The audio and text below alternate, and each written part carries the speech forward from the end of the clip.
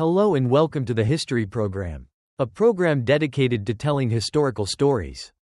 76 years ago, under the directive of Ho Chi Minh, on December 22, 1944, the Vietnam Propaganda Liberation Army Team was founded in Cao Bang to rise up against oppression and liberate the nation.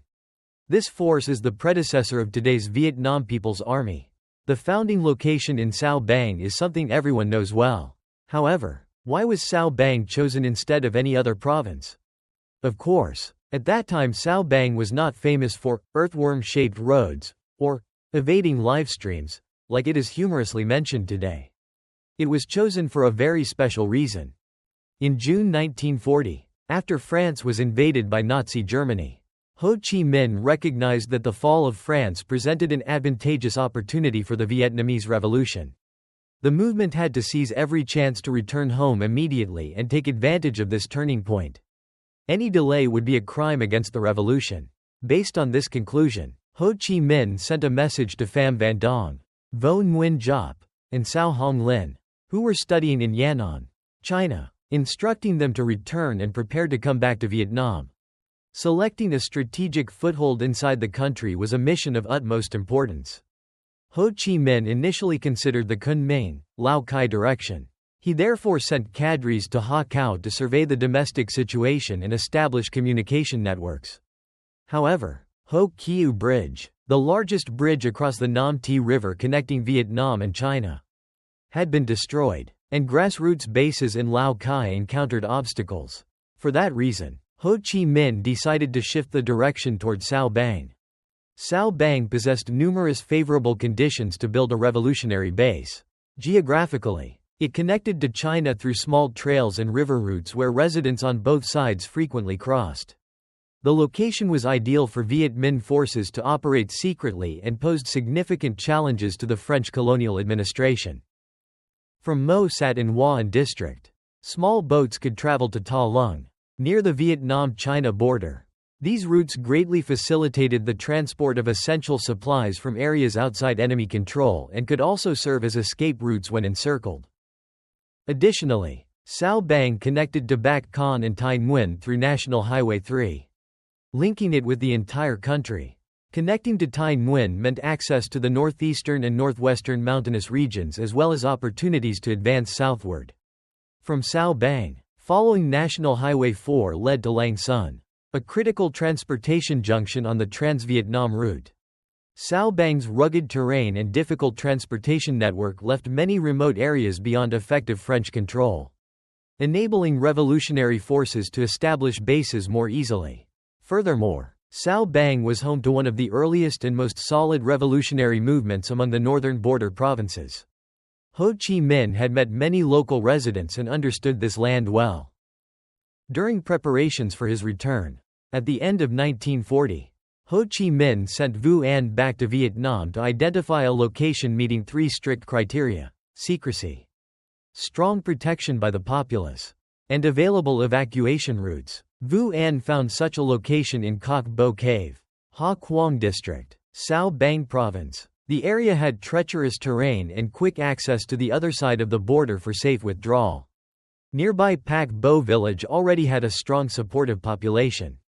The factors of favorable timing, advantageous terrain, and unity of the people were already in place. However, maintaining secrecy remained the highest priority. Ho Chi Minh instructed cadres to strictly adhere to clandestine operational principles. Daily routines and movement patterns had to be changed constantly to avoid detection. Supplies received from villagers needed to be divided and delivered at varying times and routes to prevent exposure. When traveling, cadres carried rice balls to avoid troubling villagers and leaving traces. Banana leaves used to wrap food had to be buried deep in the ground. And any dropped rice had to be thrown into streams for fish to eat. Eliminating all evidence, Ho Chi Minh taught that clandestine operations must arrive like a shadow and depart like the wind, meaning the enemy must not detect arrival nor departure in order to protect forces and enable successful strikes. Even the planting of vegetables and construction of shelters had to mimic local customs exactly. Each shelter should house only 1 or 2 people, making it easier to observe enemy movements and retreat quickly if surrounded.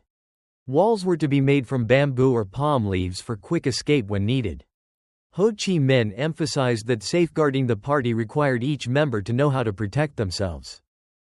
Cog Bo Cave was also where Ho Chi Minh composed his famous poem expressing optimism despite severe hardship. Morning beside the stream, evening in the cave. Bamboo shoots for meals, ready every day. A rocky table for translating party history. The revolutionary life is truly elegant. In August 1942, under the name Ho Chi Minh, he crossed into China to meet with Chiang Kai-shek's government to discuss cooperation against the Japanese. Upon arriving at Tuc Vinh village, Dabao County, Guangxi province, he was arrested by local authorities and imprisoned across 31 jails in 13 districts and towns throughout Guangxi. After more than a year of detention without extracting any information, they were forced to release him. In late October 1944, Ho Chi Minh returned to Cao Bang. After reviewing reports, Ho Chi Minh ordered a delay of the planned guerrilla warfare uprising in the three provinces of Cao Bang, Bac Con, and Lang Son because the nationwide situation was not yet ready. Some areas were unprepared, forces were scattered, and lacked a strong core. A premature wide-scale uprising risked failure and brutal enemy suppression. Ho Chi Minh directed that the struggle must progress from political to military actions. While political action remained primary, he required the establishment of an armed force to carry out revolutionary propaganda. Armed operations needed to produce strong political influence, expand mass bases, and build up armed strength. He entrusted this mission to Vo Nguyen Giap. The initial name was the Vietnam Liberation Army Team, but Ho Chi Minh added propaganda to emphasize political objectives.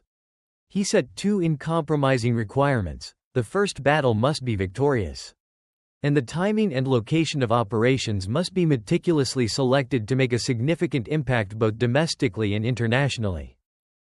The first two battles at Kai Phat and Na Non posts, led by Vo Nguyen Giap, achieved absolute success as Ho Chi Minh demanded.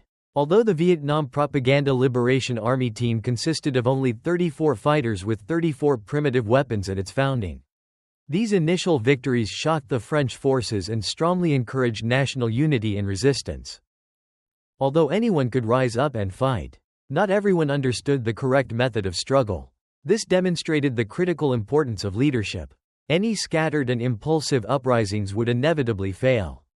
Patriotism must be guided by wisdom and proper strategy rather than impulsive emotion. Passionate but uninformed patriotism can cause harm. In any debate or criticism to show love for the country, one needs a six-pack brain, not just a six-pack stomach. Artists and individuals who act with civility deserve recognition for their patriotism. Yet expressions of patriotism must be responsible and abide by the law. Violence should not be blindly encouraged simply because the opponent acts aggressively. Actions driven by ignorance never benefit the nation. This concludes today's episode of the History Program. Thank you for watching and supporting us. Remember to subscribe to our channel to help the program grow.